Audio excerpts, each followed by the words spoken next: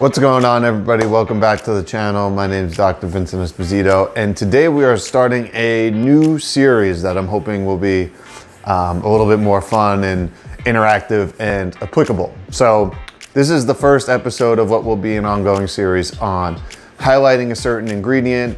We're going to be talking about the health benefits of said ingredient, and then more importantly, we're going to put it into 3 different recipes, kind of making it the star of the dish, so to speak. So not only will you get a little bit of information, but you're gonna get some application too. So I'm really excited to get this started, and hopefully you find it useful.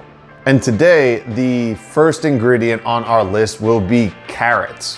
So my plan for this series is going to be using ingredients that are in season or applicable based on what's going on these first couple of weeks, given everything going on in the world right now.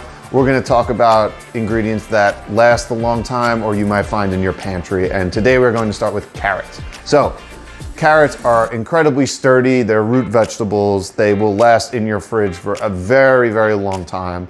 So I figured this would be a great place to start.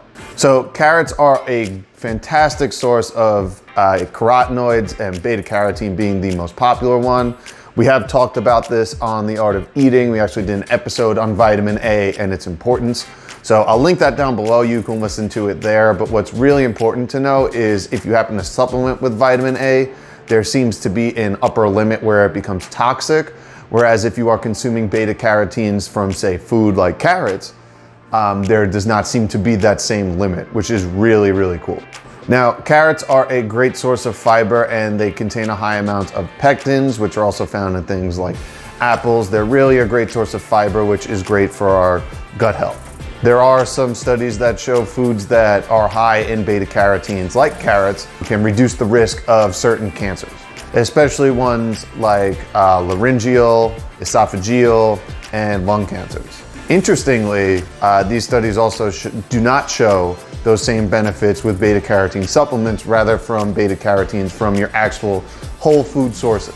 And perhaps most importantly, beta carotenes and vitamin A specifically are very important for our eyesight. So getting a constant supply of vitamin A or beta carotenes from your yellow, orange pigmented foods is really crucial to that.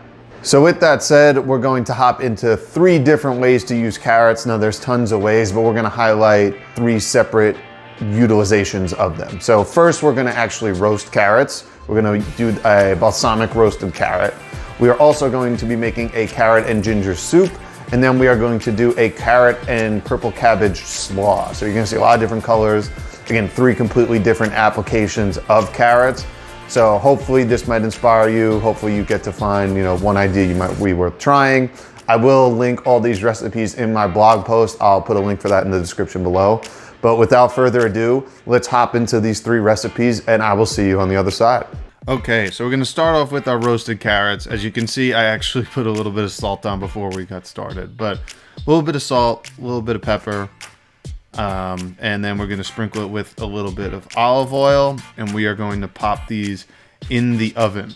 Again, we're gonna do these twice. So first time, 20 to 25 minutes at 400 degrees. Then we're gonna take them out, and then we are going to add our balsamic vinegar. So we're gonna do about a tablespoon or so, maybe tablespoon and a half of balsamic vinegar. Again, give them a mix. Make sure our balsamic vinegar is evenly coated on all our carrots. And we're gonna pop those in just so we can get a little bit of caramelization, another 5 to 10 minutes. And there we go. We have our roasted carrots ready to go.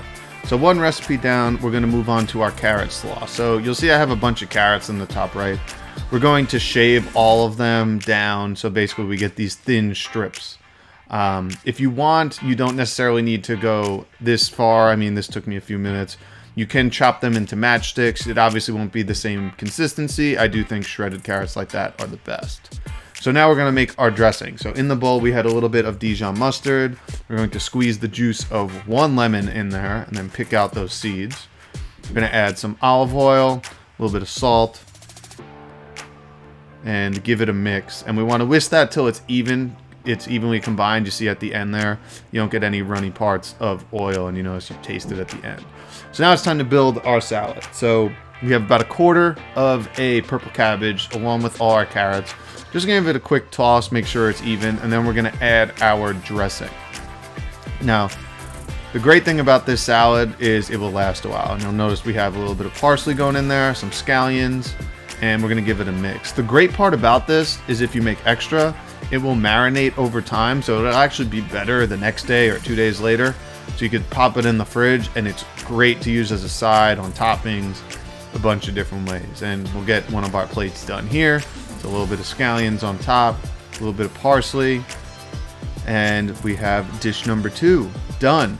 So let's work on our soup. So we have a pot on medium heat, a little bit of olive oil. We're gonna add our aromatics. So this is some white onion, some garlic, and a few inches of ginger that I minced. Pinch of salt to get everything moving. We're gonna sweat down that onion for 4 to 5 minutes. You want to stir it occasionally so you make sure your ginger, your garlic isn't burning, but you want it fragrant. You want your onion to be translucent. Then we're gonna go in with our carrots, and then a little bit of salt, a little bit of pepper. Gonna give it a mix. Cook down the carrots for about a minute or two. This isn't really where they're gonna cook, but we just want to kind of toss everything evenly here.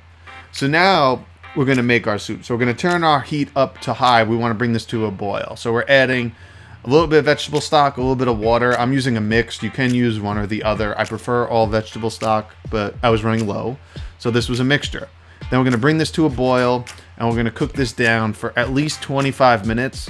So you want to cook this down until your carrots can essentially be cut with a fork. And then once you have that, you notice I had to add a little bit more water because it was going to splatter all over the place. And then we're just going to go in with our immersion blender and blend our soup until it's uniform, so we don't have any big chunks of onion, of carrot. And then guys, we have our soup. It's done, and it's time to plate. Now, in the recipe below, there will be some other toppings you can use for this soup. You can go with a ton of different things. Notice here, we're just gonna go in with a little bit of sesame oil, give it some Asian flair, and then some of our chopped herbs, so a little bit of scallions and a little bit of parsley. So these, and that's it. So these are our 3 recipes we have for this week, guys. These are our 3 ways to use carrots. I really hope you enjoyed, this video, how it was done. If you do like it, please let me know in the comments below, because I do really like this series. I think it's going to be useful having just different recipes like this. But until next time, take care. Don't forget to subscribe, and you can find more on the channel. See you next week.